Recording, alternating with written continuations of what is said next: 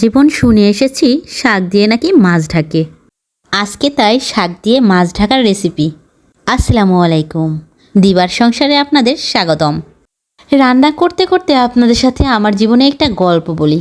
আজকালকার সব মেয়েদেরই একটা না একটা বান্ধবী থাকে, খুব ক্লোজ বান্ধবী, যার সাথে সংসার ধর্ম সব কিছুই হচ্ছে শেয়ার করা যায়। তবে আমার কিন্তু কোনো বান্ধবী নাই। কেন বান্ধবী নাই জানেন? আমার মা কখনোই পছন্দ করতো না বান্ধবী নামে শব্দটাকে। কেন যে আমার মা বান্ধবী পছন্দ করতো না তা আজও আমি জানি না। তবে হ্যাঁ, এই কাজটা কিন্তু আমার মা খুব ভালোই করছে। কারণ আজকালকার যে তাল শুরু হয়েছে বাবারে বাবা, এই বান্ধবী নামক প্রাণীটা জামাই নিয়ে যা টানাটানি শুরু করছে ঘরে ঘরে, আমার আফসোস হতো যে আমার একটা বান্ধবী নেই। কিন্তু এখন আর আমার সেই আফসোসটা হয় না। এখন ভাবি, বান্ধবী নেই বাবা, আমি বেঁচে গেছি। আমার জামাইটারে নিয়ে তো আর টানাটানি করতেছে না। তবে এইখানে হচ্ছে আরেকজনের খুবই আফসোস, কেন আমার জীবনে একটা বান্ধবী নাই। আমার জামাই আমারে বলে, তোমার কি আফসোস লাগে না অন্যদের দেখে যে বান্ধবীরা কত সুন্দর ম্যাচিং ম্যাচিং ড্রেস পরে একসাথে ঘুরে বেড়ায়, কত জায়গা ঘোরাঘুরি করে। সে আমারে আরও বলে যে আমি চাই তোমার একটা বান্ধবী থাকুক, এখনও সময় আছে, একটা বান্ধবী বানায় ফেলো।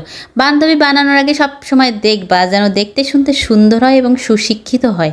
আমি তোমারে সময় দিতে পারি না, তুমি তার সাথে ঘুরবা, ফুচকা খেতে যাবা, এদিক যাবা সেদিক যাবা, আমি তোমায় টাকা দিব, কোনো আপত্তি নাই।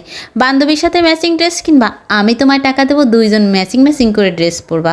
কন্ত এই কথা শুনলে কেমন লাগে? আরে আমার থেকে আমার জামাই দেখি বেশি চিন্তা, সুন্দরী স্মার্ট সব দিকেই লাগবে। বান্ধবী কি আমার লাগবে না আমার জামাইয়ের লাগবে, এটাই আমি এখনও বুঝতে পারতেছি না। পরে আমি তাকে প্রশ্ন করলাম, আচ্ছা তুমি এত বান্ধবী করতেছো কেন, আমাকে নিয়ে এত তোমার টেনশন কেন বলো তো? তখন সে মিষ্টি হাসি দিয়ে বলল, আরে পাগল, আমি তো তোমার কথা চিন্তা করেই বলতেছি। একটা বান্ধবী থাকলে তোমার সাথে সাথে থাকতো, তোমার কাজে হেল্প হইতো, তুমি বাইরে যাইতে পারতা, সব কিছুতেই তোমার বান্ধবী ভাগাভাগি করে কাজ করতো। আর চারিপাশে তো কত কিছু দেখতেছো, বান্ধবীর জামাইরে নিয়ে ভাইগে যাচ্ছে, চলে যাচ্ছে। আমি কিন্তু আমার ভাইগে টেগে যাব না।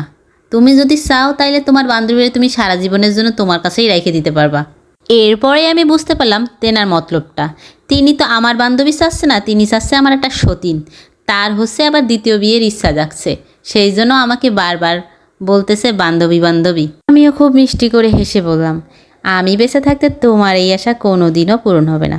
না আমার কোনো একটা বান্ধবী হবে, না আমার কোনো একটা সতীন হবে।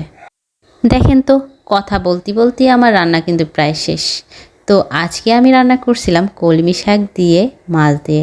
ওই যে শাক দিয়ে মাছ ঢাকার গল্প, সেই শাক দিয়ে মাছ ঢাকার গল্পই আজকে রান্না করলাম।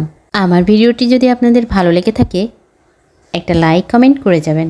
আর হ্যাঁ, শেয়ার করতে কিন্তু একদম ভুলবেন না। ও হ্যাঁ, যদি পেজে নতুন হয়ে থাকেন পেজটিকে ফলো দিয়েন।